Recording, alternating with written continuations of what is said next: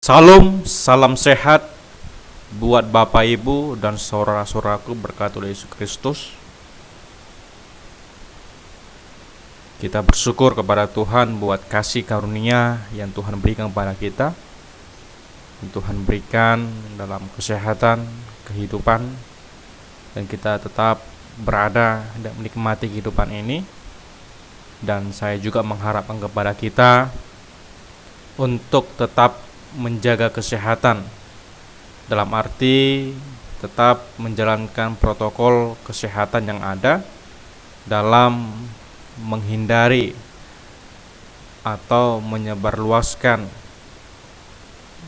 dan membatasi kita terhadap COVID-19. Jadi Bapak Ibu saudaraku, saya yakin juga Bapak Ibu yang ada di rumah adalah orang yang beribadah kepada Tuhan. Meskipun kita beribadah di rumah kita masing-masing, saya yakin dan percaya kita adalah orang yang taat dalam beribadah. Dimanapun kita bisa beribadah kepada Tuhan. Apalagi dengan situasi saat ini,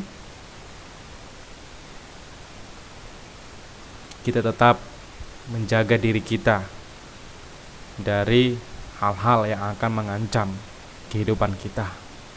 Jadi Bapak Ibu saudaraku, kita akan memahami kebenaran firman Tuhan. Kita sama-sama memahami dan melakukan. Oleh karena itu, sebelum kita mendengarkan kebenaran firman Tuhan, kita satukan hati kita berdoa.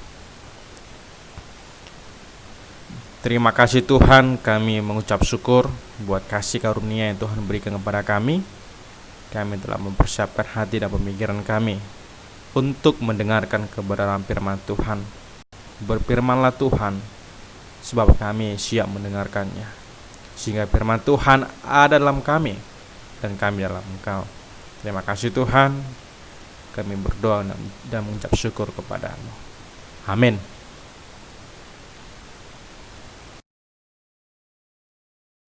Jemaat Tuhan yang diberkati oleh Yesus Kristus, nas firman Tuhan pada minggu ini terambil dari Matius 21 ayat 33 sampai dengan 46. Dari kitab Matius 21 ayat 33 sampai dengan 46. Kita akan memahami dan Bapak Ibu saudaraku yang ada di rumah mengikutinya. Beginilah bunyi firman Tuhan. Perumpamaan tentang penggarap-penggarap kebun anggur. Dengarkanlah suatu perumpamaan yang lain.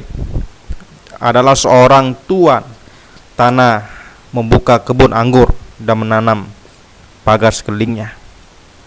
Ia menggali lubang tempat memeras anggur dan mendirikan menara jaga di dalam kebun itu.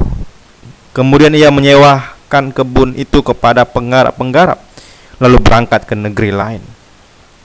Ketika hampir tiba musim petik, ia menyuruh hamba-hambanya kepada penggarap-penggarap itu untuk menerima hasil yang menjadi bagiannya. Tapi penggarap-penggarap itu menangkap hamba-hambanya itu. Mereka memukul yang seorang, membunuh yang lain, dan melempari yang lain pula dengan batu. Kemudian tuan itu menyuruh pula hamba-hamba yang lain lebih banyak daripada yang semula. Tapi mereka pun diperlakukan sama seperti kawan-kawan mereka. Akhirnya ia menyuruh anaknya kepada mereka. Katanya, "Anakku," akan mereka segani. Tetapi ketika penggarap-penggarap itu melihat anaknya itu, mereka berkata seorang kepada yang lain, "Ia adalah ahli waris. Mari kita bunuh dia supaya warisannya menjadi milik kita." Mereka menangkapnya dan melemparkannya keluar kebun anggur itu, lalu membunuhnya. Maka apabila tuan kebun anggur itu datang, apakah yang akan dilakukannya dengan penggarap-penggarap itu? Kata mereka kepadanya, "Ia akan membinasakan orang-orang jahat itu, dan kebun anggurnya akan disewakan kepada penggarap-penggarap lain yang akan menyerahkan hasilnya kepadanya pada waktunya. Kata Yesus kepada mereka, belum pernahkah kamu baca dalam kitab suci, batu yang dibuang oleh tukang-tukang bangunan telah menjadi batu penjuru. Hal itu terjadi dari pihak Tuhan, suatu perbuatan ajaib di mata kita. Sebab itu aku berkata kepadamu bahwa kerajaan Allah itu akan diambil daripadamu dan akan diberikan kepada suatu bangsa yang akan menghasilkan buah kerajaan itu. Dan barang siapa jatuh ke atas batu itu, ia akan hancur, dan barang siapa ditimpa batu itu, ia akan remuk. Ketika imam-imam kepala dan orang Farisi mendengar perumpamaan Yesus, mereka mengerti bahwa mereka lah yang dimaksudnya. Dan mereka berusaha untuk menangkap dia, tetapi mereka takut pada orang banyak, karena orang banyak itu menganggap dia nabi. Sekian jauh pembacaan firman Tuhan Bapak Ibu Saudaraku. Di sini saya memberikan tema pada minggu ini, menerima ajaran Yesus. Menerima ajaran Yesus Bapak Ibu Saudaraku.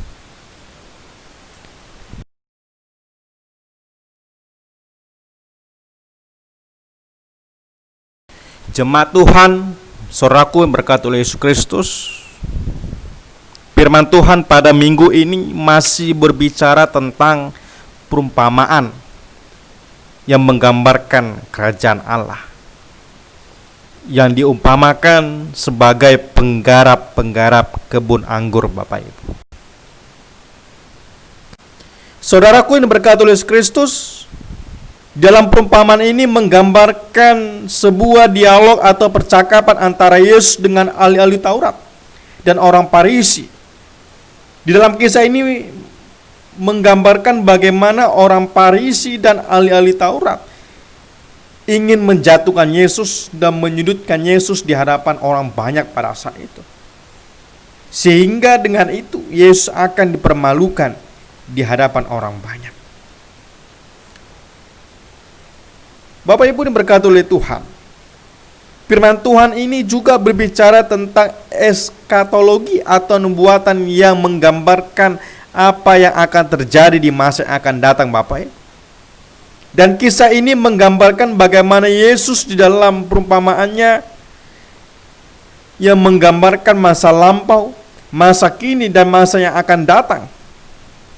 Ketiga masa ini dipakai Yesus untuk memberikan sebuah pemahaman kepada orang-orang Farisi dan ahli-ahli Taurat pada saat itu. Saudaraku berkati oleh Tuhan, konteks perumpamaan ini menggambarkan suatu situasi yang nyata, di mana ada seorang pemilik tuan Bapak Ibu, atau pemilik tanah, yaitu kebun anggur, yang bertempat tinggal di lain tempat Bapak Ibu, atau bertempat tinggal jauh dari kebun anggurnya. Kemudian ia menyewakan kepada penggarap-penggarap untuk dirawat dan dikelola Bapak Ibu. Ketika hampir musim panen tiba, lalu tuan yang memiliki kebun anggur itu mengirim seorang hamba untuk menerima hasil yang menjadi bagiannya Bapak Ibu. Dalam arti Bapak Ibu, tuan yang pemilik kebun anggur ini memerintahkan orang untuk menerima hasil yang akan diterima oleh pemilik kebun anggur ini.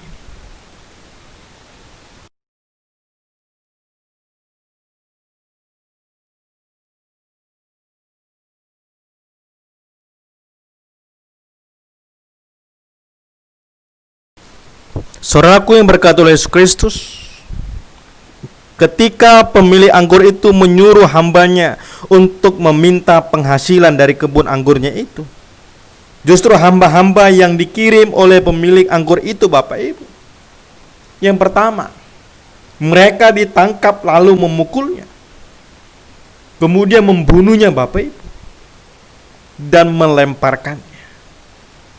Itulah reaksi respon yang dilakukan oleh penggarap-penggarap anggur itu kepada orang yang menjadi utusan dari pemilik anggur tersebut, Bapak Ibu. Setelah tuan pemilik kebun anggur itu melihat itu semua, ia mengirim hamba-hambanya lebih banyak lagi dari yang pertama. Dan apa yang terjadi, Bapak Ibu? Hamba-hamba itu diperlakukan sama dengan hamba-hamba yang dikirim pertama, saudaraku. Ya, jadi Bapak Ibu, hamba yang kedua yang dikirim dengan jumlah yang lebih banyak juga diperlakukan sama dengan yang pertama. Mereka ditangkap, memukulnya, membunuhnya, dan melemparkannya. Lalu Bapak Ibu saudaraku, pemilik anggur ini memiliki sebuah strategis. Bagaimana ia berpikir dan dapat menerima hasil yang menjadi bagiannya. Setelah tuan pemilik anggur itu melihat itu semua, ia mengirim anaknya sendiri, Bapak Ibu. Ketika anak pemilik kebun anggur itu dikirim, Bapak Ibu, apa kata penggarap-penggarap itu? Ia adalah ahli waris. Mari kita bunuh dia supaya warisannya menjadi milik kita, Bapak Ibu. Dan kita melihat, Bapak Ibu saudaraku, anak pemilik kebun anggur itu juga diperlakukan sama dengan orang yang diutus di pertama dan orang yang diutus yang kedua, Bapak Ibu. Anak pemilik anggur itu juga ditangkap, lalu dibunuh dan dilemparkan, saudaraku. Bapak Ibu saudaraku berkata oleh Yesus Kristus, anak yang dikirim oleh pemilik anggur itu ditangkap dan dilemparkan keluar kebun, lalu membunuhnya. Di sini kita melihat, Bapak Ibu saudaraku, ketika pemilik kebun anggur itu melihat apa yang diperbuat dan dilakukan oleh penggarap-penggarap kebun itu kepada hamba-hambanya, termasuk kepada anaknya yang dikirim untuk mengambil apa yang menjadi bagiannya, apa yang dikatakan dan lakukan tuan itu, ia akan membinasakan orang-orang jahat itu, dan kebun anggurnya akan disewakan kepada penggarap-penggarap lain yang akan menyerahkan hasilnya kepadanya pada waktunya, Bapak Ibu. Ini merupakan respon emosional yang penuh dengan amarah, Bapak Ibu. Pemilik anggur itu marah, emosional, ketika orang-orang yang dikasihinya diperlakukan tidak baik oleh penggarap-penggarap kebun itu.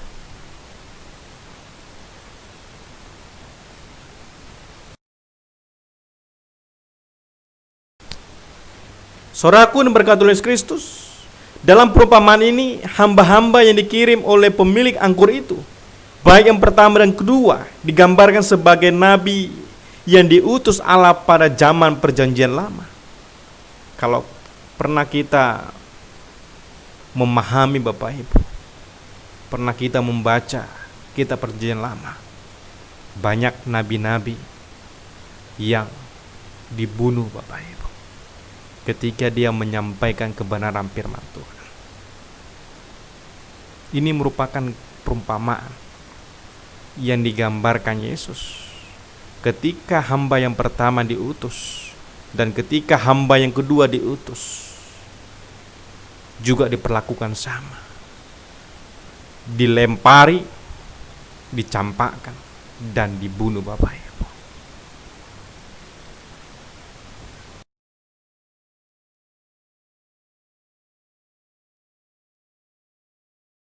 Kemudian saudaraku, ketika kita melihat dalam perumpamaan ini, ketika pemilik kebun anggur itu mengutus anaknya, yang artinya, Bapak Ibu, anak di sini diartikan atau digambarkan sebagai Yesus itu sendiri, Bapak Ibu.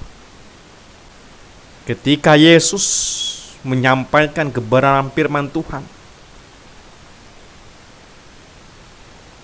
apa yang terjadi, Bapak Ibu? Yesus juga diperlakukan sama dengan para nabi-nabi dalam perjanjian lama. Ditangkap, dilemparkan, dan dibunuh, Bapak Ibu. Yang artinya, Bapak Ibu, saudaraku, dalam perumpamaan ini menunjukkan dan diarahkan kepada imam-imam kepala dan orang Farisi dan ahli Taurat, Bapak Ibu. Di sini Yesus ingin menyindir dan menegur secara tidak langsung.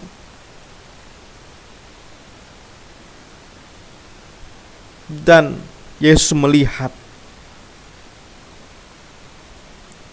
bahwa merekalah yang menolak Yesus, pengajarannya, sesuatu yang dikerjakan Yesus.